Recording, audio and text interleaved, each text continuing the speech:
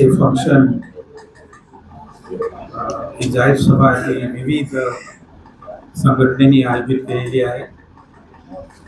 अरुण गाडे आणि संघटनेचे इतर सर्व अधिकारी संयोजक यांची नावं तिथे दिलेली आहेत. बंधू आणि भगिनी, वेळ खूप झालेला आहे, त्यामुळे मी इथे जो विषय दिलेला आहे अनुसूचित जातीचे उपवर्गीकरण, जनगणना, आणि थोडा एक 10 मिनिट मी महाराष्ट्र सरकारचा जो धर्म परिवर्तनाचा रिलिजियस कन्व्हर्जनचा जो ॲक्ट आलेला आहे त्याच्यावर सुद्धा बोलेल. आजच माझं लोकतत्व आर्टिकल आहे, मला माहीत नाही किती लोकांनी वाचलं आणि किती ते गंभीर स्वरूपाचं आहे याच्याविषयी थोडंसं मी आपल्याशी दान करतो. उपवर्गीकरणाचा विषयामध्ये 2 प्रश्न आहेत की उपवर्गीकरण असावं की नाही, आणि तो निर्णय सुप्रीम कोर्टाने दिला. महाराष्ट्र गव्हर्नमेंट निर्णय पुढे घेऊन काम करत आहे. नाहीतर उपवर्गीकरण जर महाराष्ट्र सरकार जर करत असेल तर ते कसं असावं हा दुसरा प्रश्न. परंतु उपवर्गीकरणाचा इश्यू समजण्याकरता रिझर्वेशनचं त्याला जे बॅकग्राऊंड आहे रिझर्वेशन पॉलिसीचं ते नीटपणे तो समजून घेतलं पाहिजे. तर मी रिझर्वेशनची सुरुवात कशी झाली, रिझर्वेशन का आलं, रिझर्वेशनचं स्वरूप काय आहे ह्याविषयीची आपल्यासमोर थोडीशी चर्चा करेल 10 मिनिटात as a background to sub classification issue. त्यानंतर मग सब क्लासिफिकेशन जे आहे त्याच्या मागची सुप्रीम कोर्टाची भूमिका काय, का त्यांनी उपवर्गीकरणाला सपोर्ट केला, त्याचा आधार काय आहे ह्याविषयी थोडीशी चर्चा करेल. ह्याबद्दल आकाश मुख आणि इतरांनी त्यावर लिगल पद्धतीनं चांगला प्रकाश टाकलेला आहे. रिझर्वेशन जे आहे ते 1931ला पॉलिटिकल रिझर्वेशन आलं. त्यानंतर 1944ला जॉब मधलं रिझर्वेशन आलं, एज्युकेशन इन्स्टिट्यूशन मधलं रिझर्वेशन आलं. त्याच वेळेस मग फायनान्शियल असिस्टन्स दलित विद्यार्थ्यांना द्यावं स्कॉलरशिपच्या माध्यमातून हे आलं, आणि हे सर्व मग त्याचं रूपांतर घटनेमध्ये करण्यात आलं. एक लक्षात ठेवायला पाहिजे की रिझर्वेशन हे घटना बनण्याच्या अगोदर बाबासाहेबांनी सर्व क्षेत्रामध्ये आणलेलं होतं, हे लक्षात ठेवायला पाहिजे. याच्याविषयी आम्हाला बऱ्याच लोकांना कल्पना नाही. तर रिझर्वेशन हे का आलं याचं कारण आपण थोडक्यात समजून घ्या, ते महत्वाचं आहे. कास्ट बेस्ड रिझर्वेशन जे आहे किंवा अनटचेबिलिटी बेस्ड रिझर्वेशन जे आहे त्याची प्रमुख 2 कारणं आहेत. जे बाबासाहेबांनी आपल्या सर्व मेमोरंडम मध्ये 1919 पासून तर थेट 1947 स्टेट अँड मायनॉरिटी तेथपर्यंत ते सातत्याने ते जस्टिफाय केले रिझर्वेशन आणि सूचना सुद्धा दिल्या. त्याचं पहिलं कारण जे आहे त्याचे रूट्स जे आहेत ते जाती व्यवस्था आणि अस्पृश्यता ह्यामध्ये आहे. 1919ला जेव्हा त्यांनी साऊथबरो कमिशन बरोबर पहिलं मेमोरंडम लिहिलं ज्यामध्ये त्यांनी रिझर्वेशनची मागणी केली, पॉलिटिकल रिझर्वेशनची मागणी केली, पब्लिक सेक्टरमधल्या जॉबची सुद्धा मागणी केली, पण पब्लिक सेक्टरच्या जॉब आणि इतर मध्ये हे साधारणतः सायमन कमिशन 1929ला अधिक स्पष्टपणे मांडलं. त्याच्या मागची भूमिका जी आहे ज्याची कारण त्यांनी जी केली ती ही की अस्पृश्यांना जे अधिकार मिळायला पाहिजे, त्याला सिटिझनशिप राईट म्हणतो आपण, जे अधिकार मिळायला पाहिजे ते अधिकार मिळत नाही. अस्पृश्यतेच्या आधारावर त्यांना नागरिक अधिकार, शिक्षणाचे अधिकार, राजकीय अधिकार आणि आर्थिक अधिकार हे नाकारले जातात जे इतर एन्जॉय करतात.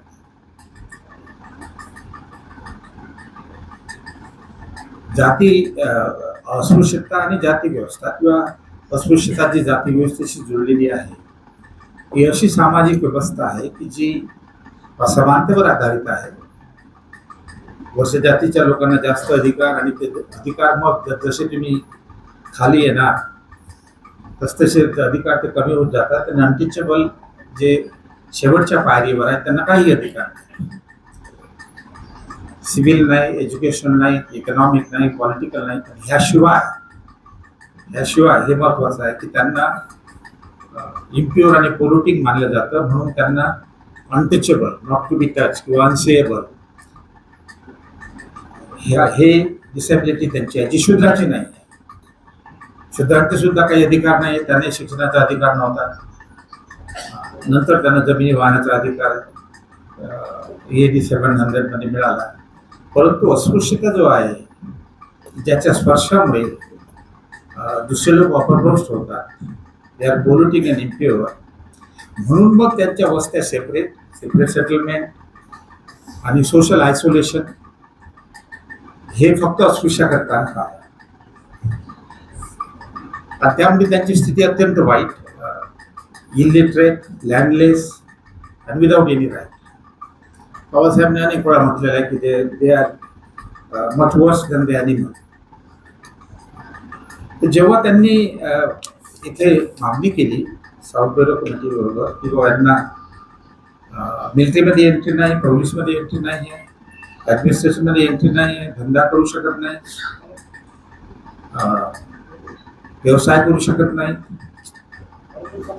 त्यांनी मुंबई शहरामध्ये एका बाईला तरबूज विकत असताना कसं अरेस्ट केलं पोलिसांनी त्याचं उदाहरण दिलं. साऊथ ब्युरो कमिटीचा रिपोर्ट वाचला तुम्ही तर त्या शेवटी समरी आहे, डॉक्टर आंबेडकर काय बोललेत त्याची समरी आहे. त्याच्यामध्ये ते म्हणाले की डॉक्टर आंबेडकरांनी उदाहरण दिलं एका बाईचं की ती तरबूज विकत होती म्हणून तिला अरेस्ट केलं. कायद्यामध्ये कुठतरी तरतूद असेल की फळं आणि भाजीपाला ह्या वस्तू दलितांनी विकू नये, अस्पृश्यांनी विकू नये. महत्वाचा मुद्दा असा की हे सर्व अधिकार नाकारल्यामुळे त्यांना अधिकार असावे, इक्वल राईट असावे. इक्वल राईट डिस्क्रिमिनेशन असल्यामुळे त्यांना लिगल प्रोटेक्शन असावं आणि त्यांना फेअर शेअर मिळण्याकरता काही प्रोव्हिजन असावी, ज्याला आपण रिझर्वेशन म्हणतो, आणि इतरही सजेशन केले. पण एक महत्वाचा मुद्दा आहे जो मला आकाश मुंडे जो एम्फॅथॅटिकली सांगितलाय तो फार महत्वाचा आहे, तो समजून घेतला पाहिजे. की डॉक्टर आंबेडकरांना प्रश्न विचारला की रिझर्वेशनचा आधार कास्ट सिस्टीम की अनटचेबिलिटी. त्यावेळी बाबासाहेब स्पष्ट म्हणाले की अनटचेबिलिटी आणि अनटचेबिलिटीमुळं जो भेदभाव होतो, ज्याच्यामुळे जे अधिकार नाकारले जातात, शिक्षणाचा, संपत्तीचा, धर्माचा, नागरिक अधिकार, जे काही अंश कास्ट सिस्टीम मध्ये सुद्धा सुधारणा राखले जातात. परंतु अनटचेबिलिटी फक्त टच मी नॉटिझम नाही आहे, it also involve denial of rights, various right beside segregation. तर तुम्ही पाहत the basis of reservation untouchability and discrimination emerging out of untouchability or discrimination involved in the institution of untouchability. याच्या आधारावर reservation ची भूमिका त्यांनी मांडली. To cut the story short, की 1919 त्यांना काही मिळालं नाही. 1919 फक्त काय मिळालं माहित आहे की बुवा ठीक आहे, शेड्यूल कास्टला आम्ही थ्रू नॉमिनेशन बॉम्बे लेजिस्लेटिव्ह असेंब्लीमध्ये देऊ, रिझर्वेशन वगैरे नाही. आणि त्या प्रोव्हिजनच्या अंतर्गतच बाबासाहेबांना त्यांनी अपॉइंट केलं बॉम्बे प्रेसिडेन्सी, लक्षात ठेवा. पण शेवटी हे सर्व डिस्कशन 1929 आलं. सायमन कमिशन आल्यानंतर सायमन कमिशनला त्यांनी स्पष्टपणे आपली मागणी दिली. राऊंड टेबल कॉन्फरन्समध्ये सुद्धा ते निवेदन दिलं आणि राऊंड टेबल कॉन्फरन्समध्येच हे सर्व रिझर्वेशन मान्य करण्यात आले. आता कोणती मागणी केली बाबासाहेब? मागणी जी केली, जी रिझर्वेशनची पॉलिसी जी दिली ती दोन प्रकारची आहे, ते लक्षात ठेवा.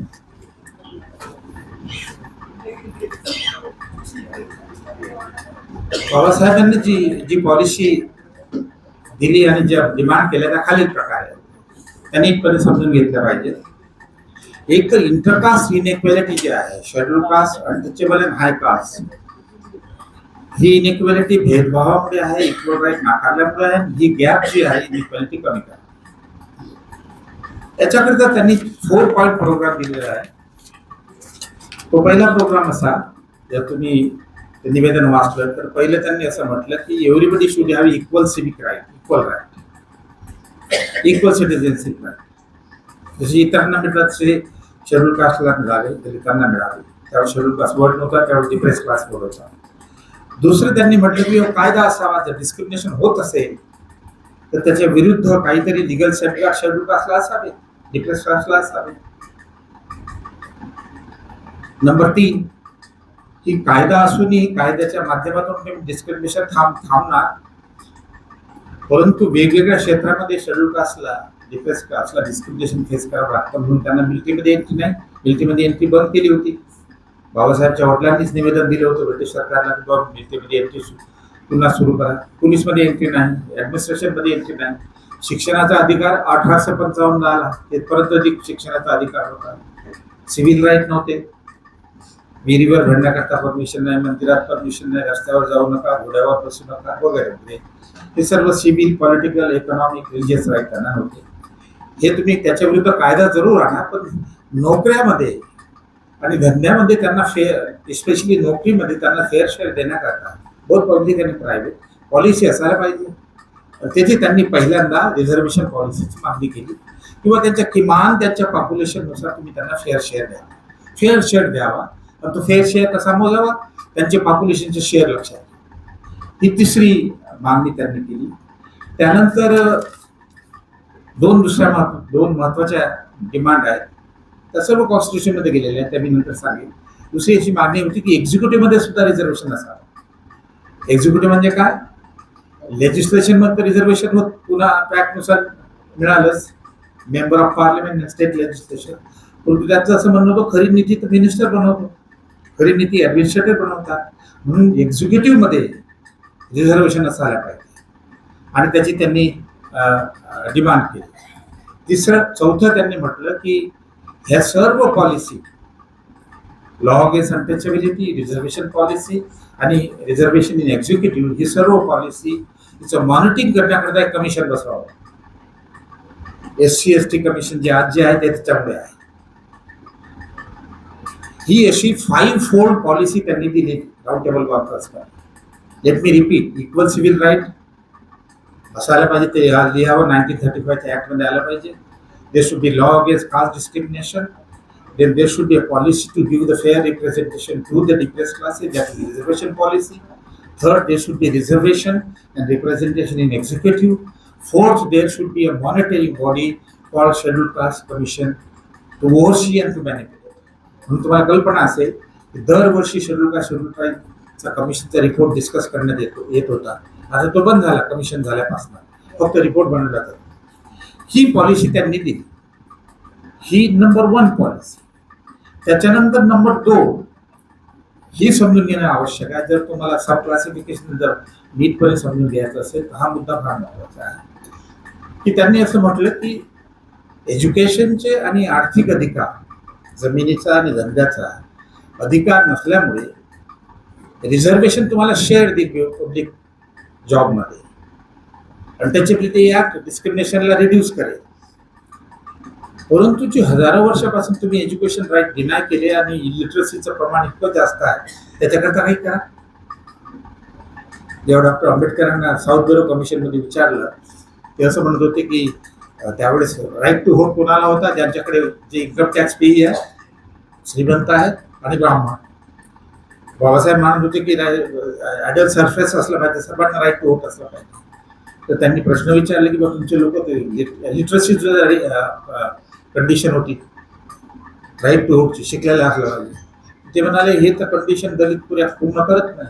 तर त्यांना सहज एका मेंबरनी प्रश्न विचारला की how many graduates are there in Bombay presidency and how many higher secondary. ते म्हणाले की as far as the graduate is concern I am the only one. आणि 20-25 12वी पर्यंत शिकली. कारण 1855 ला पहिल्यांदा ब्रिटिशांनी शेड्यूल कास्ट करता, डिप्रेस कास्ट करता शिक्षण सुरू केलं. म्हणजे BC 1500 जेव्हा ऋग्वेद लिहिला गेला, ज्याच्यामध्ये पुरुषोत्तम, ज्याच्यामध्ये कास्ट सिस्टीम नमूद केली, 1500 BC टिल 1855 पर्यंत अनटचेबलला शिक्षणाचे अधिकार आहे. त्यामुळे इलिटरसी व्हेरी हाय.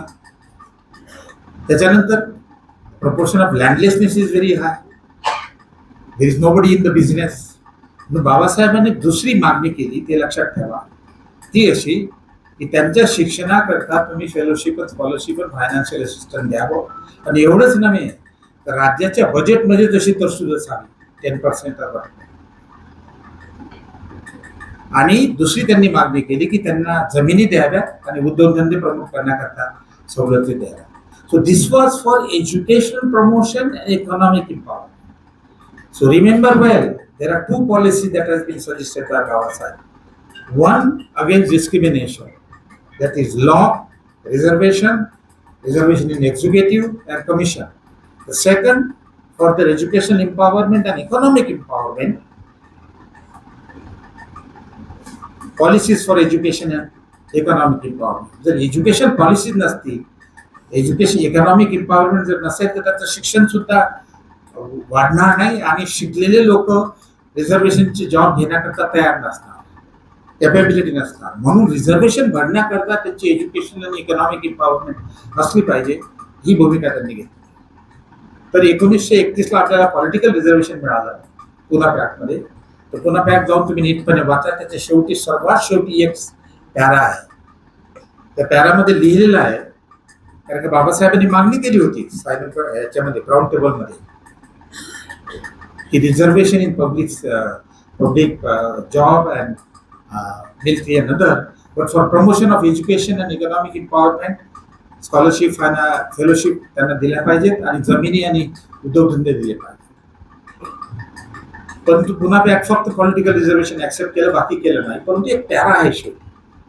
त्या पॅरामध्ये लिहिलेलं आहे that the government will make an effort, it will be the endeavor of the government to provide financial support for the promotion of the education of the depressed classes, scheduled class, word allowed that is scheduled class, and that they will be given capital asset in the form of land and promotion of business.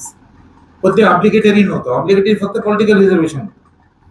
Babasaheb जेव्हा 1942ला labour minister झाले, तेव्हा मला वाटते जुलैला झाले, तिथूनच गेले ते जॉईन करण्याकरता मिनिस्टर म्हणून. सप्टेंबरमध्ये त्यांनी व्हाईसरॉयला पत्र लिहिलं, कॉन्फिडेन्शियल पत्र आहे ते, व्हॉल्यूम 11 मध्ये. लिन्नीत गो व्हाईसरॉय होते, नंतर वॉवेल आले. त्यांना पत्र लिहिलं आणि ते पूर्ण पुना पॅक्टचं ते कोटेशन जे आहे शेवटचं, ते मानलं की this is the promise of the government.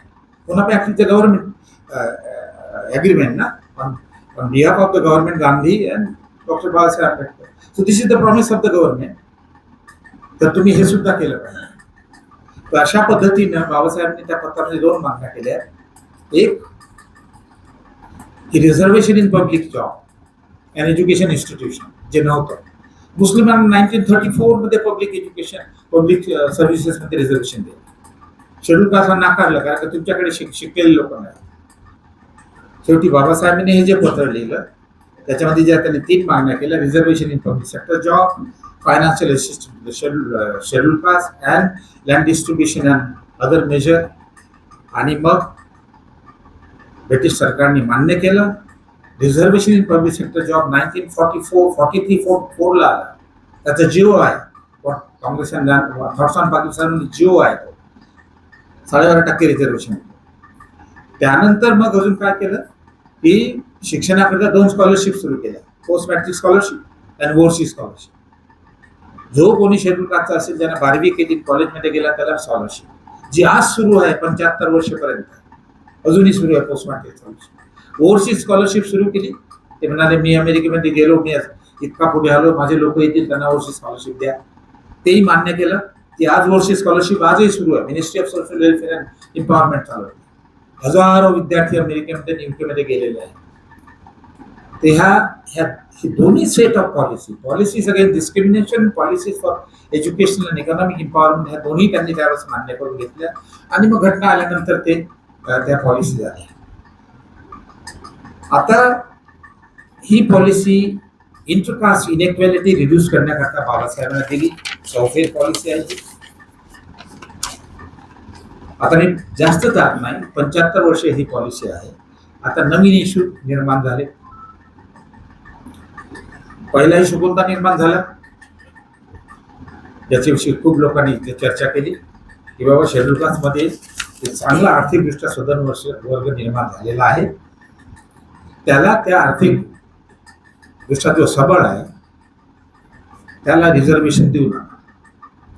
Creamy layer शब्द वापरला. It's a very vulgar word, I don't use creamy layer. Sinha, जे सच्चिदानंद सिन्हा आहेत सोशॉलॉजिस्ट फ्रॉम पाटणा, त्यांनी तो वर्ड इस्तेमाल केला होता, म्हणून तो सुरू झाला क्रिमिलेअर. परंतु क्रिमिलेअरचा अर्थ एवढा की शेड्यूल कास्टमध्ये रिझर्वेशनमुळे एक इकॉनॉमिकली बऱ्यापैकी मोबाईल वर्ग निर्माण झाला, त्याला आता रिझर्वेशनची गरज नाही, म्हणून क्रिमिलेअर शेड्यूल कास्टमध्ये आणावा आणि reservation should be confine to only schedule caste, poor schedule caste. आता ही जी भूमिका आहे ही जस्टिस गवई साहेबांनी आपल्या निर्णयामध्ये देण्याअगोदर, याच्या अगोदरही होती. ती होते काय तुम्हाला मी सांगतो. आमच्यासारखे अकॅडेमिशियन मांडतात, मग तेथून पॉलिटिकल सायंटिस्ट आणि ज्युडिशरी पिकअप करतात किंवा काही लोक कोर्टामध्ये जातात. परंतु सब क्लासिफिकेशनचं जो निर्णय आहे त्याच्यामध्ये त्या दोघांनी वकिलांनी आपल्याला सांगितलेलं आहे. सब क्लासिफिकेशनमध्ये मी नंतर येईल, परंतु क्रिमिलेअरचा प्रश्नपत्र घेतो. तर सब क्लासिफिकेशनच्या समोर जे मॅन्डेट होतं, ओनली 2 मॅन्डेट, मला करेक्ट करावं यांनी म्हणून. एक की बाबा घटनेच्या अंतर्गत तुम्ही शेड्यूल कास्टमध्ये सब क्लासिफिकेशन करू शकता का, नंबर 1. आणि नंबर 2, जर सब क्लासिफिकेशन होत असेल तर मग रिझर्वेशन देऊ शकतो का. हे 2च प्रश्न, क्रिमिलेअर नाही. मग तो निर्णय जो खरा लिहिला तो चंद्रचूडनं लिहिला, सर्वांनी त्याला मान्यता दिली. जस्टिफिकेशन गवई साहेबांनी दिलं सब क्लासिफिकेशन करता, आणि तो सर्वांनी चंद्रचूडच्या निर्णयाला सपोर्ट केला. परंतु गवई साहेब एक स्टेप पुढे गेले.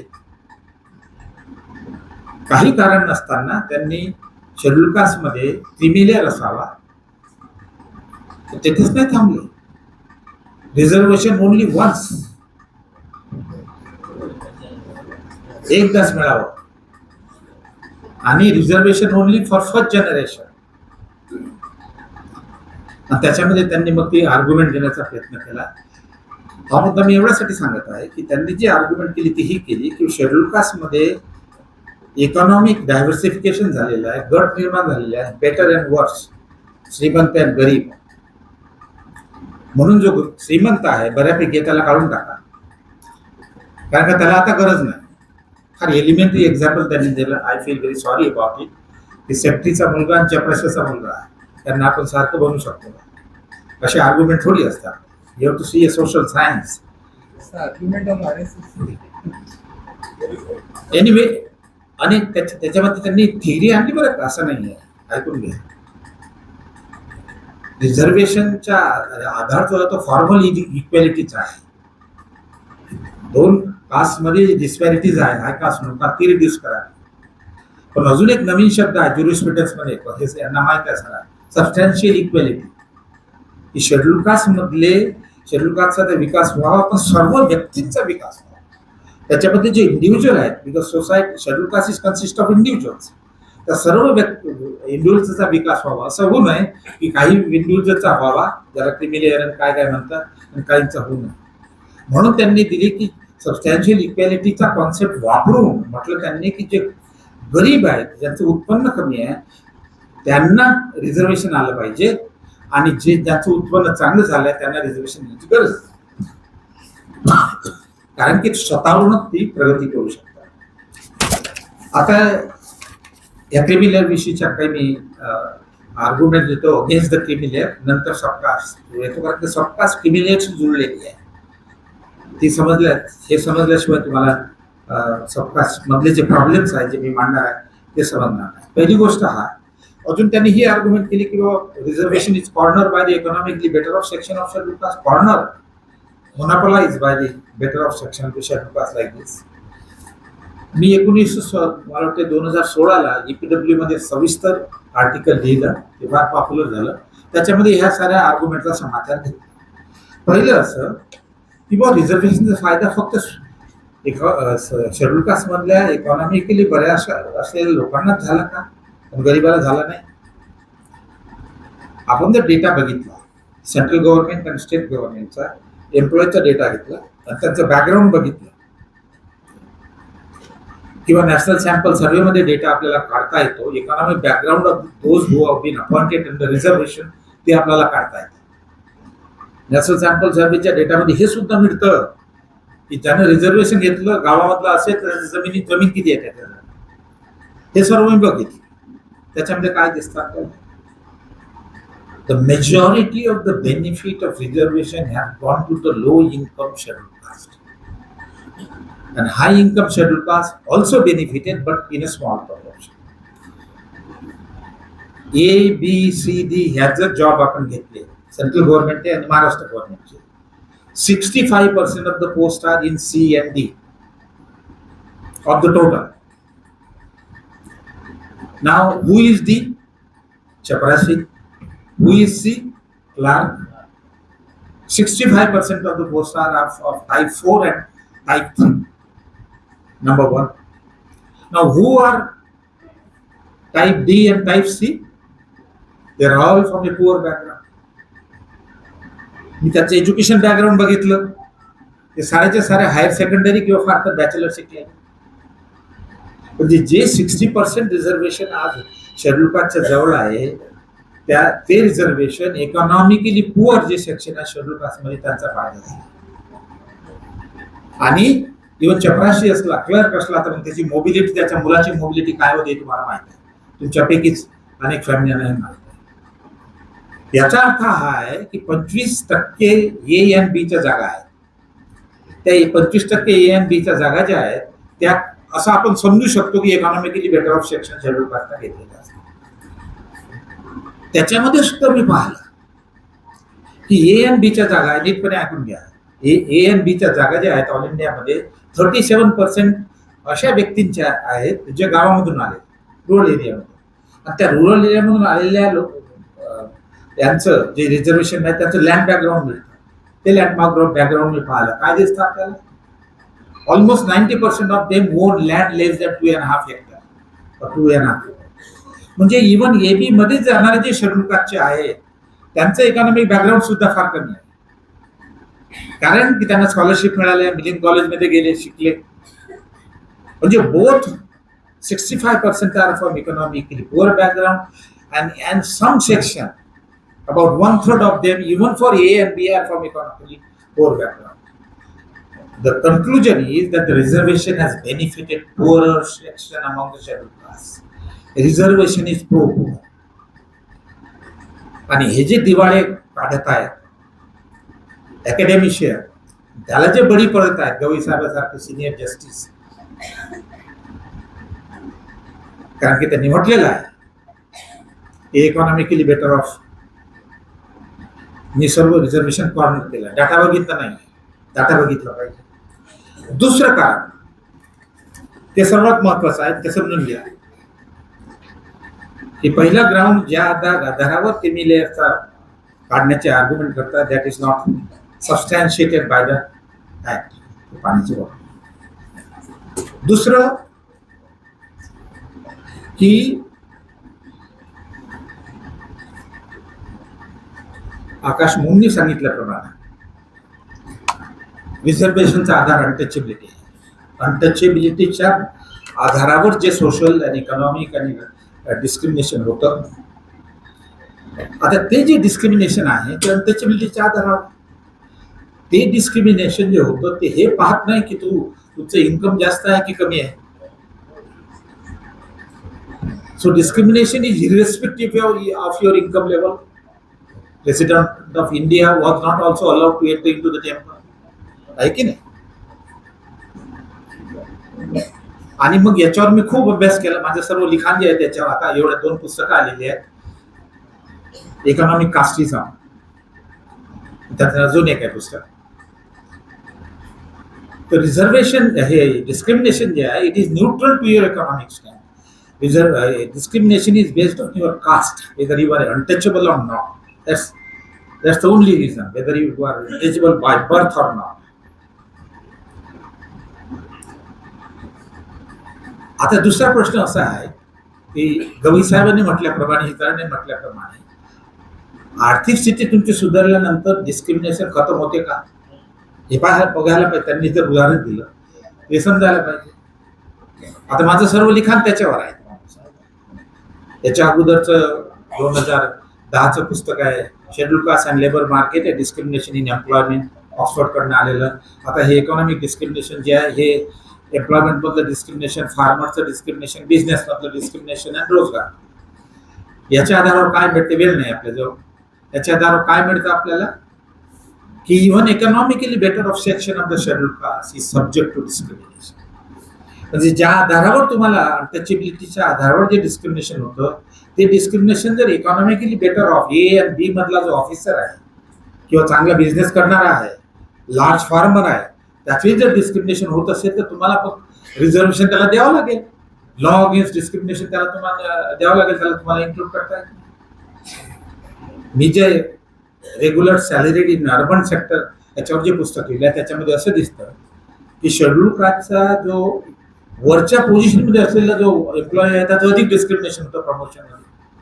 खालच्या जागेवर कमी होतं, कारण की खालच्या जागेवर काय हरकत नाही, राहत मी क्लास 3 क्लासवर. इव्हन गव्हर्नमेंट सेक्टरमध्ये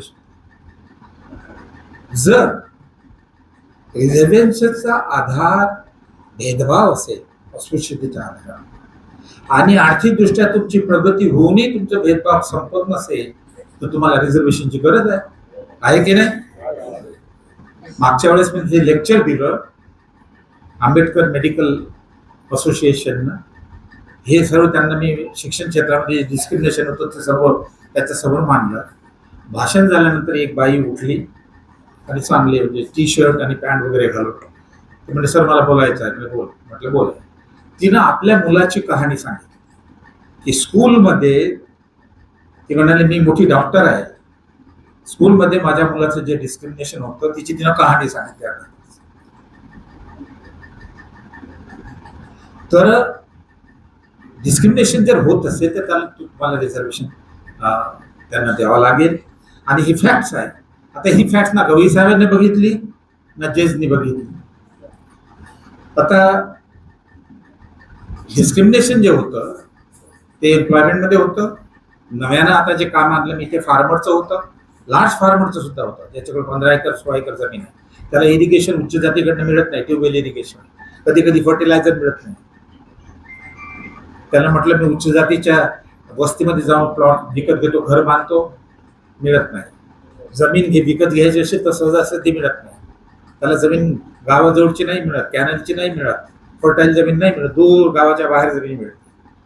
so this discrimination of farmer. Business मधलं डिस्क्रिमिनेशन तर सर्वांना माहित आहे. दलित कॅपिटल म्हणून पुस्तक आलेलं आहे, मी काढलेलं आहे. माझ्या पुस्तकामध्ये आहे की गावामधला किराणा विकणारा, गावामधला ॲटो चालवणारा, गावामधला रेस्टॉरंट चालवणारा यांच्यामध्ये उच्च जातीचे लोक येत नाही. तो धंदा करणारा जो असतो तो कॅज्युअल लेबरपेक्षा चांगला आहे, आर्थिकदृष्ट्या बरा आहे, तरी त्याच्या दुकानावर येत नाही. कारण त्याची जात पाहिल्या जाते, त्याची आर्थिक बॅकग्राऊंड काय ते बघितलं जात नाही. किंवा नागपूर शहरामध्ये तुम्हाला जाऊन एखादा फ्लॅट रेंटवर घ्यायचा असेल किंवा जमीन विकत घ्यायची असेल, मिळते का? नाही. जात विचारलं जातं. मुस्लिमांची तर बरं सोडूनच द्या.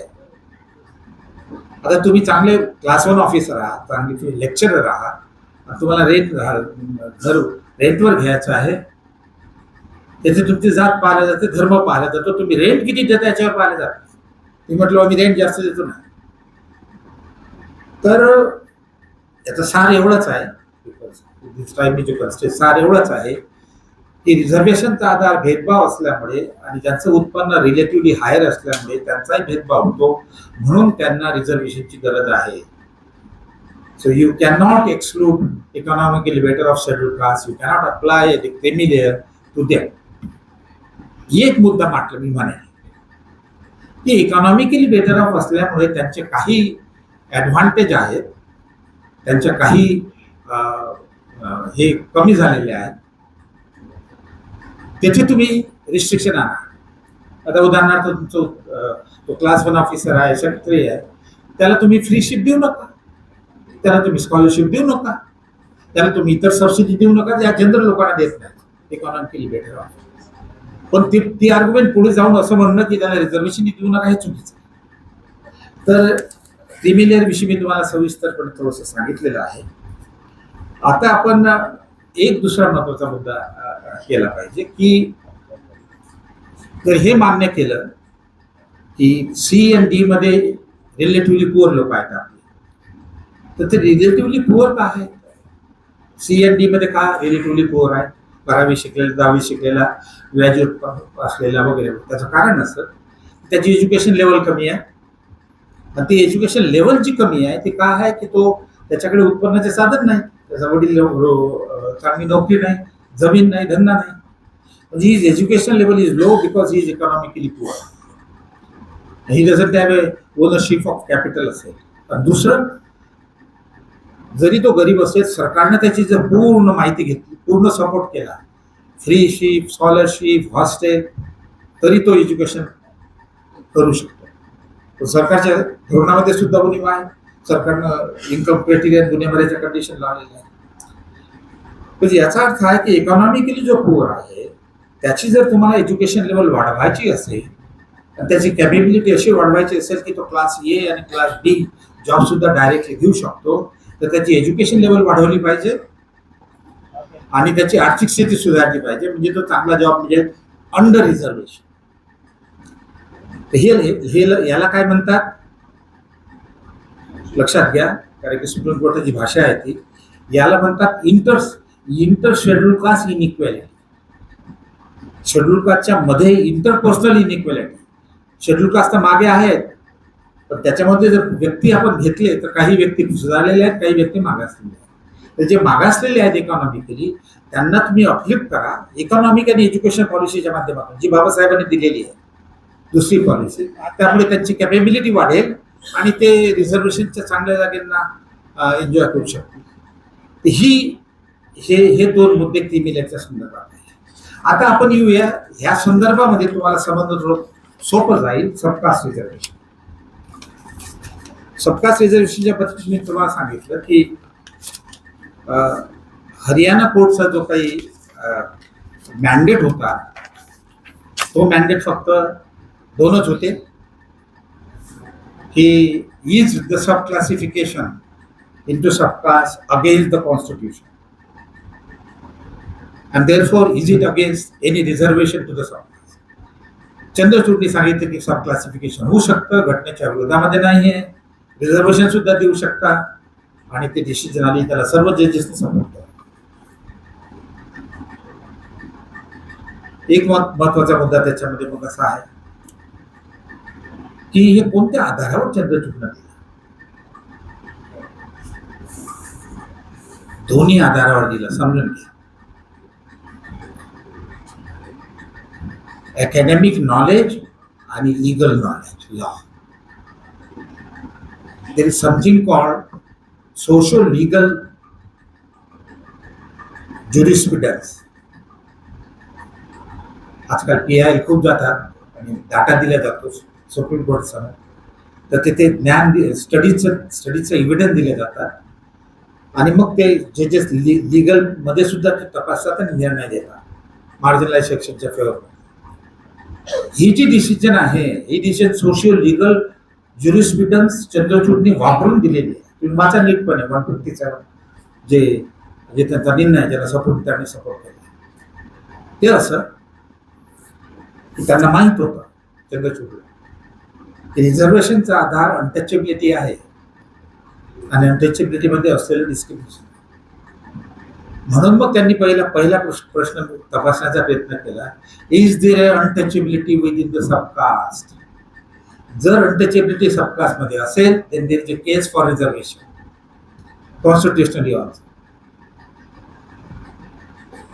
तर त्यांनी तो प्रश्न जो आहे एक्झामिन केला. त्याच्याकरता काय केलं त्यांनी, जसं मी म्हटलं सोशल लीगल ज्युरिस्प्रुडन्स वापरलं. त्यांनी 4 स्टडी घेतल्या.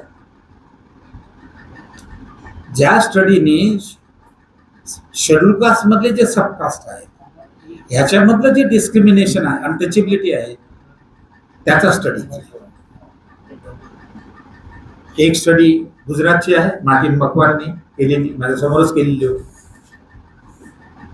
तेथे विवर आहेत, विणकर आहेत,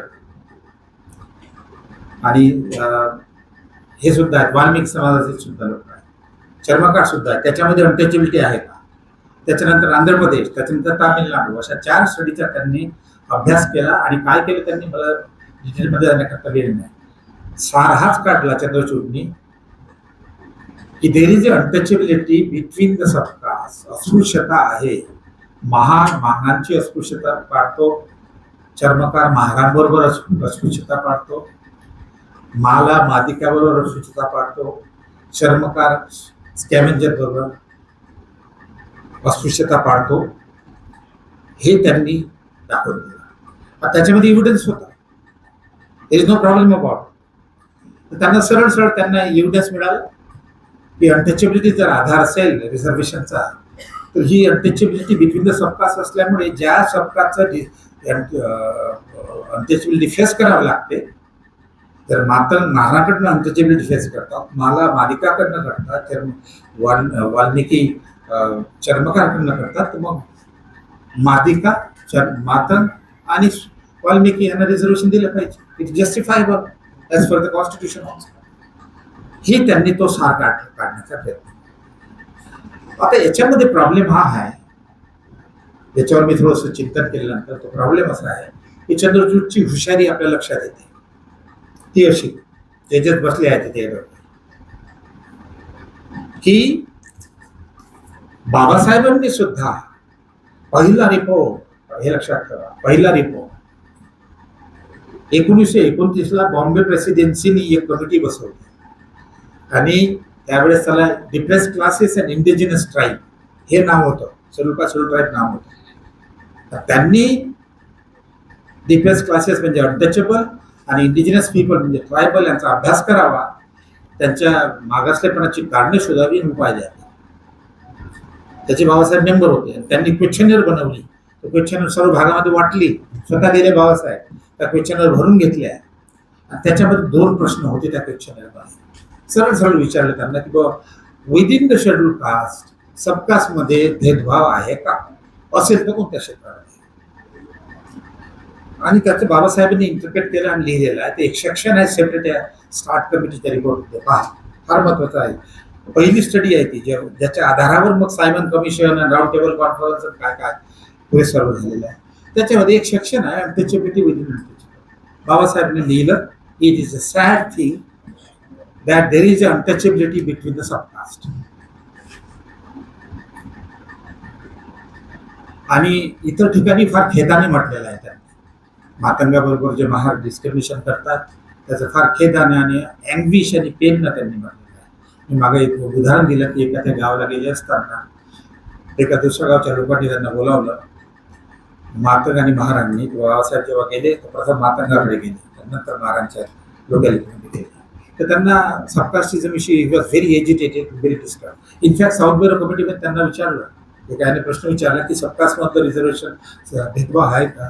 ते काय म्हणाले माहिती आहे, yes the poison of the system has also gone into the schedule caste. Poison शब्द वापरला त्यांना. पण महत्वाचा मुद्दा आहे की बाबासाहेबांनी मग जे डिस्क्रिमिनेशन आहे हे मान्य करून कुठे डिस्क्रिमिनेशन आहे हे सुद्धा दिलं. चंद्रचूडना ते बघितलं, कोणतं डिस्क्रिमिनेशन बाबासाहेबांनी पाहिलं क्वेश्चनच्या आधारावर.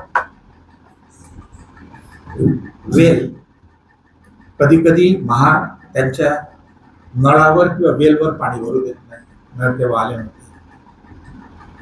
मॅरेजेस होत नाहीत, सोशल रिलेशन कमी आहे, एवढंच.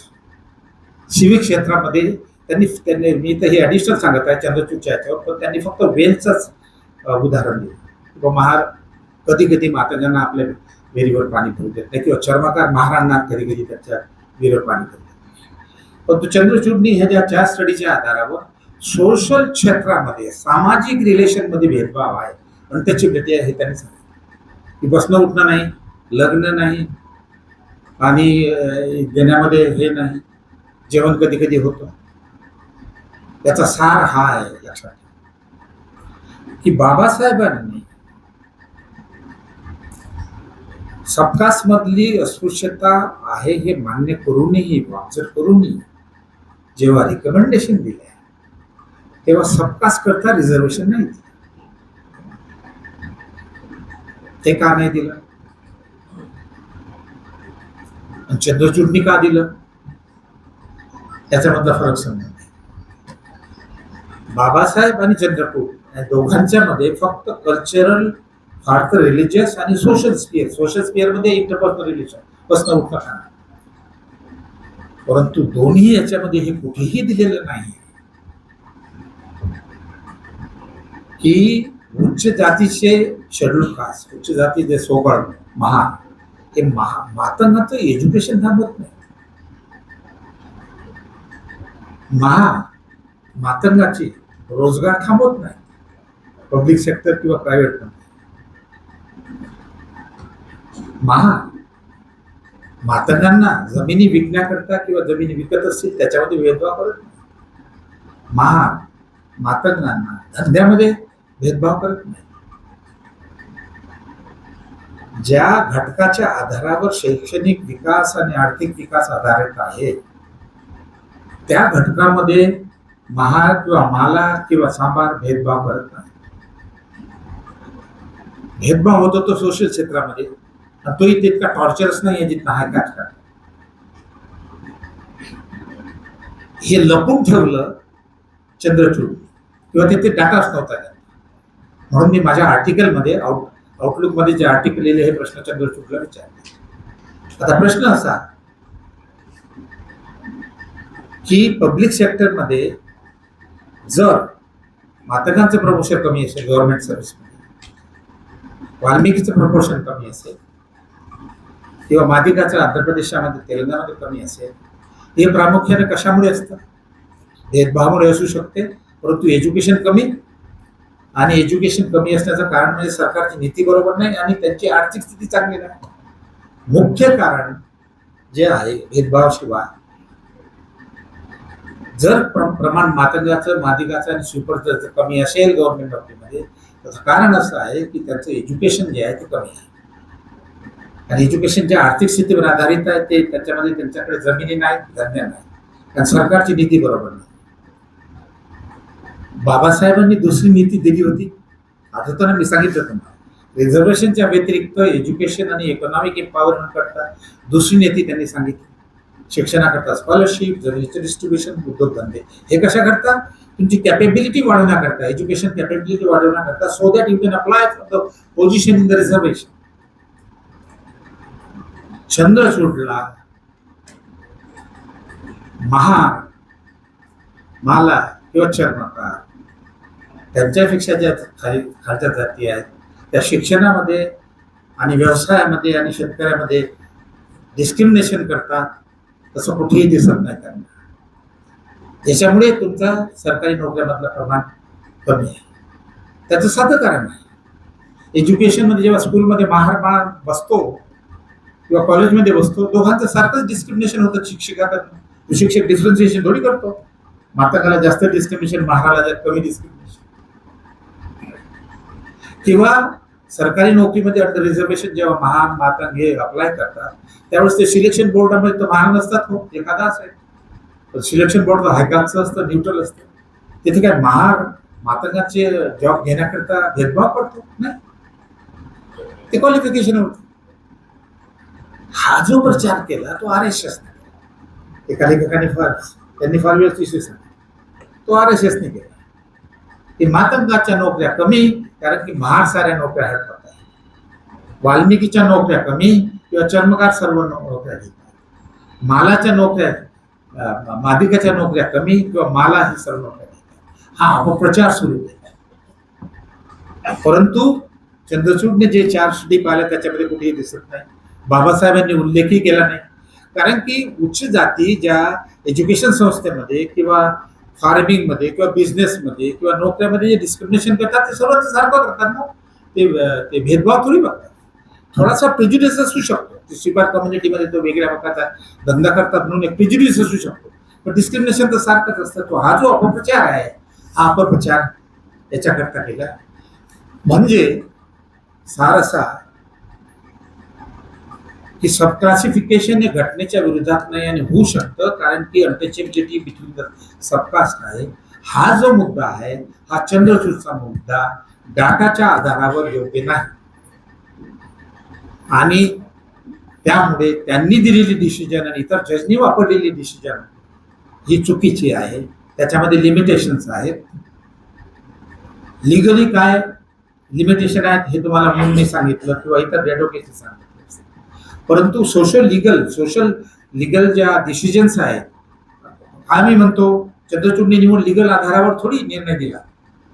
चंद्रचूडने स्टडी वापरल्या, नॉलेज वापरलं बाहेरचं, म्हणून त्याच्यावर आपल्याला त्याची टीका करावी लागते.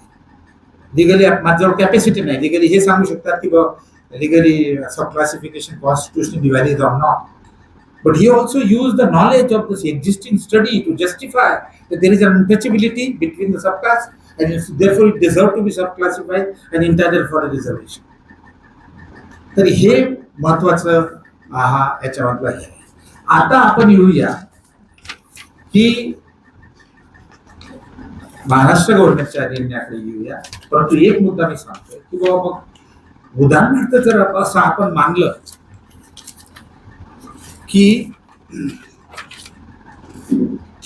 मातंग कम्युनिटीचे, मादिका कम्युनिटीचे आणि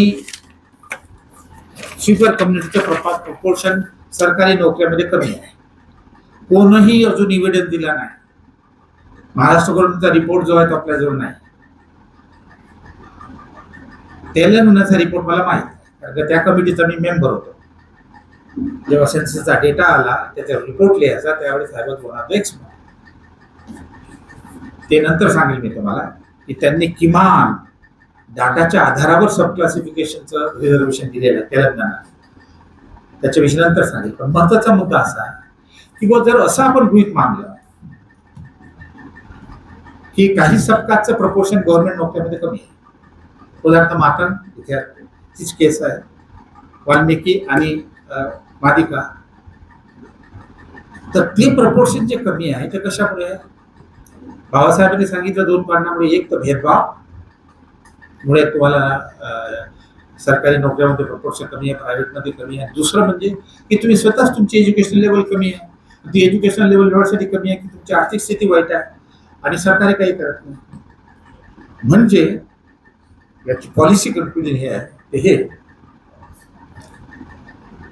की जर मातंग कम्युनिटीचा शेअर पब्लिक सेक्टरमध्ये जर कमी असेल, त्यामध्ये तो शेअर जर वाढवायचा असेल तर तुम्ही आता सजेशन देता की त्याच्याकरता रिझर्वेशन आणा.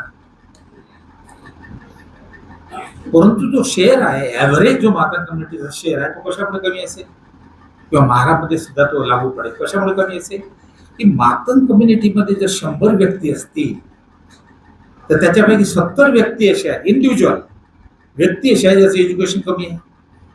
ते एज्युकेशन कशामुळे कमी आहे की आर्थिक स्थिती वाईट नाही, सरकारच्या काही स्पेशल स्कॉलरशिप त्यांच्याकरता नाही.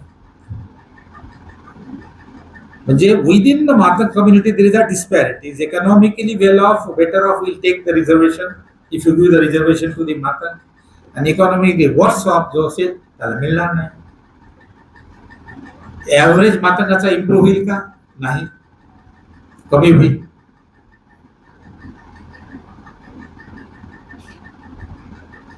गवई साहेब आणि इतर हे म्हणतात की सबस्टॅन्शियल इक्वॅलिटी म्हणजे काय की विदिन द सबकास्ट सर्वांचं भलं झालं पाहिजे. येथे कमी उत्पन्न असलेल्याचं होत नाही, उच्च उत्पन्न असलेल्याचं होत. तर तुम्ही ही पॉलिसी सजेस्ट करायला पाहिजे होती ना. सबकास्ट रिझर्वेशन न थोडी होणार आहे. जर तुम्ही इंटरनल डिस्पॅरिटीज विदिन द सबकास्ट जर कायम ठेवल्या तर तुम्ही हे म्हणायला पाहिजे की मातंग कम्युनिटीचा पार्टिसिपेशन एवढ्यासाठी कमी आहे की फार मोठा इंडिव्हिज्युअल सेक्शन त्यांच्यामधला लोअर एज्युकेशन आहे, इकॉनॉमिकली वीक आहे. तर एज्युकेशनची पॉलिसी तुम्ही स्ट्रेंथन करा, स्कॉलरशिप द्या, फेलोशिप द्या, हॉस्टेल बांधा. मातंग करता अलोन जमिनी द्या त्याच्या आई वडिलांना, बिझनेस द्या, म्हणजे त्याची कॅपेबिलिटी वाढेल तेव्हा ते रिझर्वेशन घेण्याकरता कॅपेबल होतील. एज्युकेशन लेवल वाढल्याने त्याच्यावर भर नाही देत. म्हणजे चुकीची इंजेक्शन, चुकीची रेमेडी देतात. सबकास्ट रिझर्वेशन ची रेमेडी देत आहेत रेमेडी असायला पाहिजे education and economic empowerment. Reservation तर अनटचेबिलिटीच्या आधारावर ते केव्हाही मिळणार माता कम्युनिटीला ॲज ए शेड्यूल कास्ट. परंतु त्यांची इंटरनल इनइक्वॅलिटी दूर करण्याकरता, त्याचा शेअर वाढवण्याकरता एज्युकेशन अँड इकॉनॉमिक इम्पॉवरमेंटची पॉलिसी द्यायला पाहिजे, तर ती केली नाही. ही उणीव सुद्धा त्याच्यामध्ये आहे. आता येऊया महाराष्ट्राकडे. थांबूया. महाराष्ट्राचं काय झालेलं आहे. महाराष्ट्रामध्ये सरळ सरळ त्यांनी कमिटी बसवली. रिपोर्ट गुपित आहे. कॉमेंट मागितल्या रिपोर्ट न बघता. मला जी इन्फॉर्मेशन मिळाली तीही गव्हर्नरकडे गेलेलं आहे. ते गव्हर्नरनं प्रेसिडेंटला पाठवलं.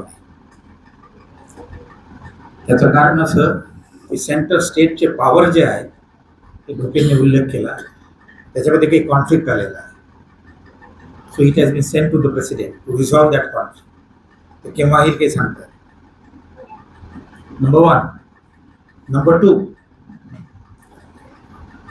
ह्या कमिशननं सर्वे केला नाही मातन महार चर्मकार यांच्याबद्दल डिस्पाईट.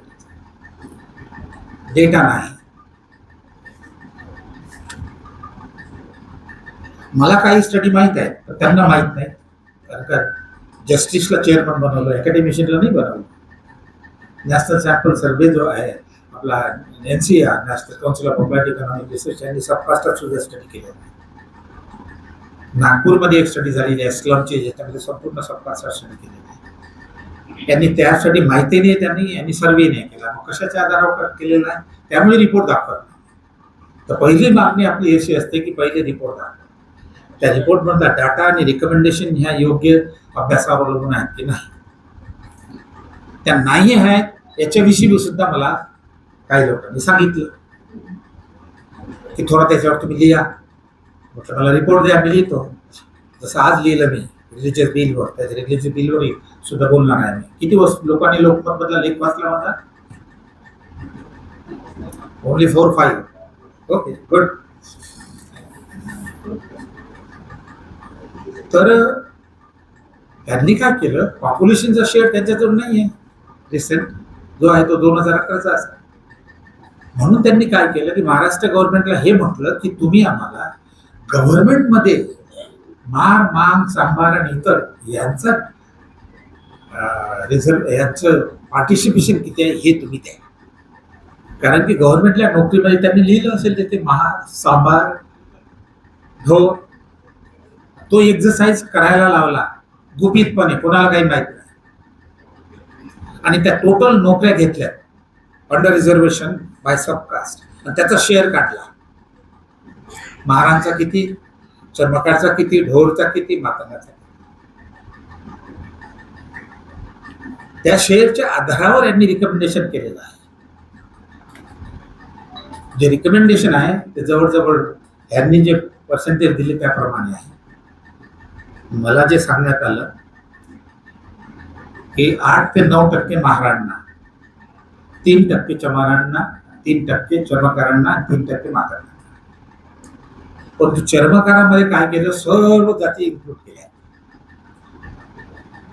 चर्मकार and other subcaste, Matang and Mahar. याच्यामध्ये 2 लिमिटेशन आहेत, ज्या मागण्या तुम्हाला जेव्हा येईल तेव्हा त्या तुम्हाला मांडाव्या लागतील. ती अशी एक की महारामध्ये न्यू बुद्धिस्तांना वगळलं. हिंदू महार, कारण का त्यांच्याकडे न्यू बुद्धिस्तानचा डेटा नाही, सेन्ससच नाही. मग तरी मेहनत केली असती तर त्यांना नॅशनल सॅम्पल सर्वे करून डेटा मिळाला असता. तिथे मिळतो डेटा. शेड्यूल कास्ट घेतात, हिंदू शेड्यूल कास्ट कोणता, न्यू बुद्धिस्ट शेड्यूल कास्ट कोणता, ख्रिश्चन शेड्यूल कास्ट कोणता, मुस्लिम शेड्यूल कास्ट कोणता. सॅम्पल सर्वे आहे, काही ना काही तर माहिती भेटते ना. मी ते काम केलेलं आहे. यांच्याकडून ते कुवत नाही. फक्त लिगल पद्धतीने बघावं, सोशल पद्धतीने बघू नये. तर जे मला ऐकण्यात आलेलं आहे की न्यू बुद्धिस्तांना रिझर्वेशन मध्ये शेअर नसल्यामुळे आणि सारे 99% न्यू बुद्धिस्ट महार असल्यामुळे फक्त त्यांनी हिंदू महार घेतलं, ज्याच्यामुळे महारांचं रिप्रेझेंटेशन हे रिड्यूस झालेलं आहे. तर पहिली मागणी तुमची असेल ही की हिंदू महार आणि न्यू बुद्धिस्ट महार यांना एकत्र करून पर्सेंटेज द्या. मातंगाचं प्रमाण कमी होतं म्हणून 1% महाराकडून घेतलं आणि 1% चमाराकडून घेऊन चर्मकाराकडून घेऊन 3% मातंगांना.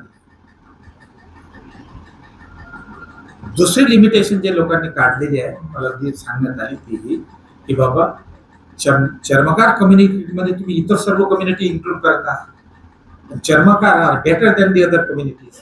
So all reservation will go to चर्मकार and other community will not get it. मग अदर कम्युनिटीचा काय फायदा होईल ते मला वाटतं काही 8.8% किंवा लेस दॅन काही असतील त्यांना काही त्याचा फायदा होणार नाही.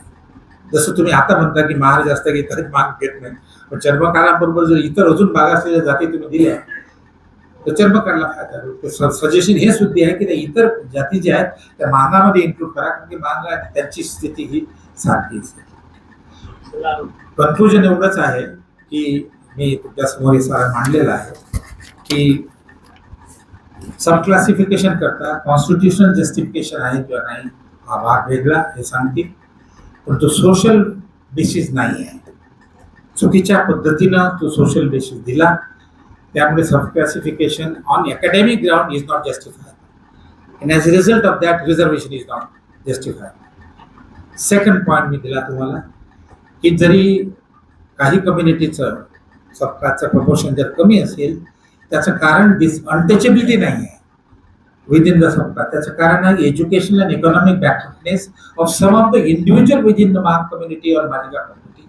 तुम्ही पॉलिसी जी राईट पॉलिसी जी आहे एज्युकेशनल डेव्हलपमेंट आणि इकॉनॉमिक डेव्हलपमेंट. तिसरा मुद्दा की महाराष्ट्रामध्ये जे या पद्धतीनं हे केलेलं आहे, पहिली मागणी पाहिजे की हे डेटाबेस रिपोर्ट नाही आहे, घाईघाईने आणलेला रिपोर्ट आहे आणि त्याच्यामध्ये ज्या सजेशन केलेलं आहे त्याच्यामध्ये उणीव असणार.